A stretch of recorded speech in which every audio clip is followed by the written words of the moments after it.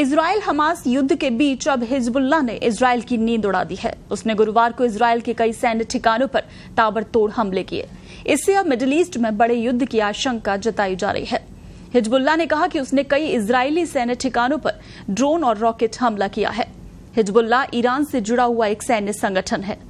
इससे पहले भी हिजबुल्लाह ने इजराइल पर बुधवार को 200 रॉकेट दागे थे। रॉयटर्स की रिपोर्ट के मुताबिक ईरान समर्थित संगठन हिजबुल्लाह ने गुरुवार को इजराइल पर 150 से ज्यादा बड़े आकार के रॉकेट और 30 ड्रोन से हमला किया। दावा है कि उसके रॉकेट और ड्रोन ने इजरायली सेना के 9 ठिकानों को निशाना बनाया, जिससे इजराइल को भारी नुकसान हुआ। हिजबुल्लाह ने बुधवार को भी इजराइल पर 250 रॉकेट से हमला किया था। दरअसल मंगलवार को इजरायली सेना के हमले में हिजबुल्लाह के शीर्ष कमांडर अबू तालिब मारे गए थे और उसी के जवाब में हिजबुल्लाह ने यह हमला किया।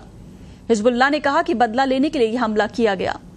अल जजीरा की रिपोर्ट में कहा गया कि हिजबुल्लाह ने गोलान हाइट्स सहित 15 इजरायली ठिकानों को निशाना बनाने के लिए 150 रॉकेट और 30 विस्फोटक ड्रोन का इस्तेमाल किया।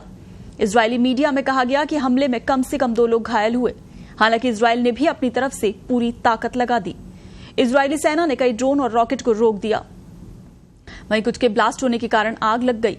इजरायली सेना ने एक्स पर यह जानकारी दी। आपको बता दें कि लेबनानी कमांडर मंगलवार देर रात इजरायली हवाई हमले में मारे गए थे। कमांडर की मौत के बाद ही हिजबुल्लाह ने यह एक्शन शुरू किया।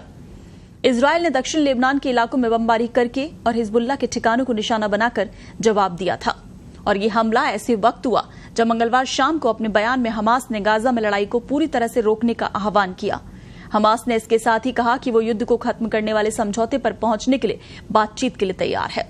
वहीं मिस्र और जॉर्डन के विदेश मंत्री ने इजराइल से संयुक्त राष्ट्र सुरक्षा परिषद के प्रस्ताव का पालन करने का आग्रह किया और अमेरिका ने भी इसकी पुष्टि की कि हमास ने गाजा में सीजफायर के उसके प्रस्ताव को मान लिया है। हमास, फिलिस्तीनी इस्लामिक जिहाद और राष्ट्रपति महमूद अब्बास ने भी अमेरिकी सीजफायर प्रस्ताव का स्वागत किया। इसकी पुष्टि कतर और मिस्र के मध्यस्थों ने भी की।